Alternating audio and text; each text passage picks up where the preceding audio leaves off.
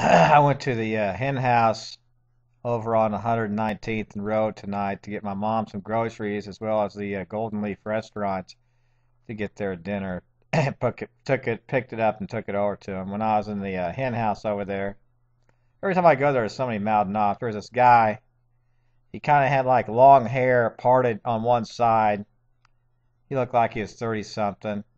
He had pimples all over the bottom of his face and chin.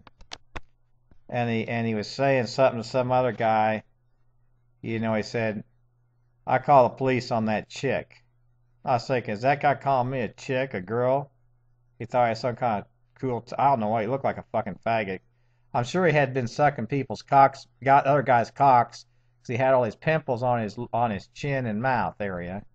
I'm sure he was sucking on some guy's cock like a faggot. And then I went to Golden Leaf, and this Chinese lady, cashier. I don't know if she owns the place or is just some employee. I mean, I would never spend money at either of those places myself again, listening to these punks. 'Cause every time I go to the hen house there, somebody's mouthing off. And this guy looked like a customer. I don't know what he was. He's going to arrest that chick. Arrest me? For what? Where? Who the fuck's that faggot? And then, of course, the Golden Leaf cashier Chinese one was saying something about calling me Dina. A girl's name? Chick? People in that little shopping center think I'm a girl and a chick. I think that guy's a cocksucking faggot. And I don't think I would personally. I'm gonna try to never spend money in either of those places because I think they're much but punks. If they've got something to do with the local Leewood stockbroker office, they're probably cocksucking faggot punks who flunked out of high school or couldn't pass engineering at Oklahoma State or getting a Purdue granted. You think, what are all these fucking punks? So probably some cocksucker. Probably needs shit beat out of him. Then I went to casino and I was winning at the casino, losing, winning, losing. Then this guy sitting there acting like a cool guy at the casino, so calling me a fag or something. I started hitting the casino. I felt like jacking this guy up, but I just got up and left. Then I went downstairs and this other guy's mouthing off about something. It's crazy. It's insane. It's documented. The people are crazy who don't stop doing what they're doing. Because I don't know, because I was gambling. This guy's talking behind my back. So I said, well, the first sign of intelligence is the stock owners own the company. Maximize stock owner value of Ameristar. Well, I'm here to maximize the value of money going into my pocket, so I'm trying to win. I said, let's get the board of directors, the stock owners own the company. Let's get the person who owns at least 51% or more of Ameristar common stock and the board of directors down here because I want to have a little powwow.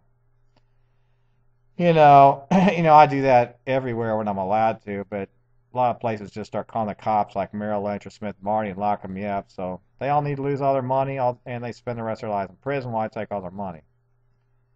And of course, people call me Wall Street. What's that? My name's George A. Croft III. My name's not Wall Street. People still talk about Video Corner that, I guess in real factual, it's nobody goddamn business about Video Corner other than me and my family and the other people who owned it. I guess it's really just between us and them and nobody else's business. But, I guess I was misled by my father into Video Corner. But, my father changes his stories my entire life, brainwashing me. And I went into Video Corner thinking if I worked there, my ownership would be respected and make me quite a bit of money, based on what I was brainwashed by my father. But I didn't know what a two-faced lion, whatever he is. He's been doing it he's been doing it since I was 18, turning around, changing, So what? I whipped out my food stamp card at Hen House. I think some people knew it because they were all like going, "What do you faggots care? Where do you faggots work? Where do you people have a business license to conduct any sort of business in Johnson County? You people couldn't pass the first semester. What's your ACT score, faggots?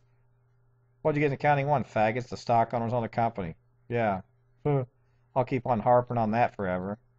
Then I'll keep on harping about maximizing stock owner value, what I was taught at Purdue Cranard.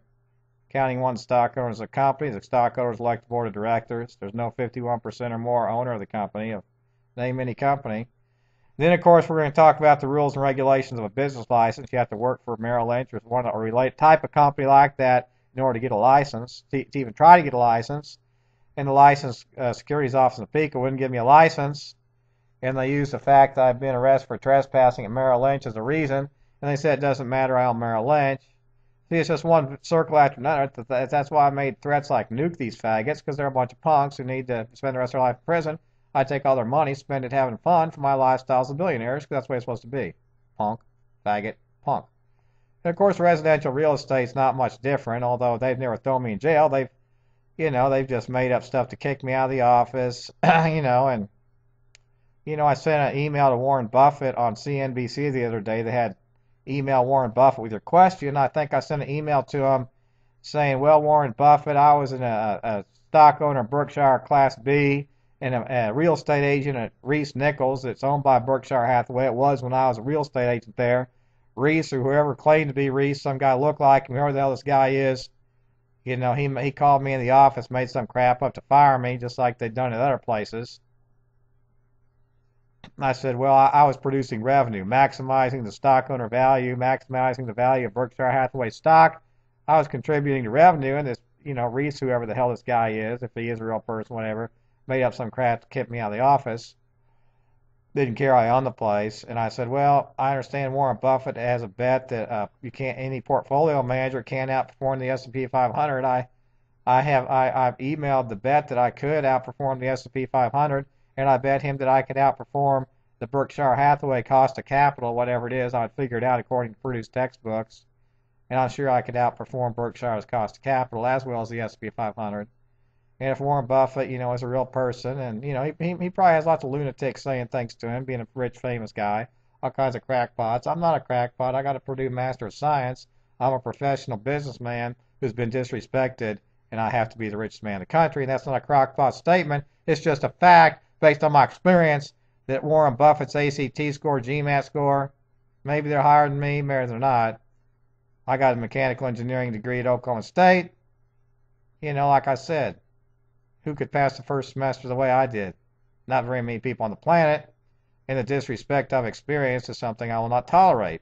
And I will yell and scream and bitch about it until something's done about it, and those people, pay the price for what they've done. But, the people in charge of the courthouse are just probably the biggest criminals of this entire situation. Kind of like my so-called dad, the lawyer from Harvard. They do whatever the hell they want to. Well, I do whatever the hell I want to. And I think logically I can justify that everyone who says my degrees don't matter is the equivalent to a flunky out of high school. They need to spend the rest of their lives working for $2 an hour while I get, the highest documented paycheck in America, $5 million a year, the hedge fund. And you know what? Mr. Buffett, if you're a real person, or T. Boone Pickens, any of you guys, you've established precedents, benchmarks, which I base money on. I base it purely on money, and the money that hasn't been going out of my pocket since I was 15 years old, since I got my high school diploma, the money that has not been going into my pocket since I got my BS in mechanical engineering, my MS from Purdue Cranert, and all the disrespect and jail time. I mean, come on now. Of course I expect to get billions and billions. It's all based on precedent. Everything's been based on precedent that I say and done or haven't done. And I don't work for free, maximize stock owner value. Just all a bunch of shit, isn't it? You're all shit, faggots. Who's that cocksucking faggot with his goddamn pimples all over his mouth and chin? His hair, long hair, combed right, whatever. You fucking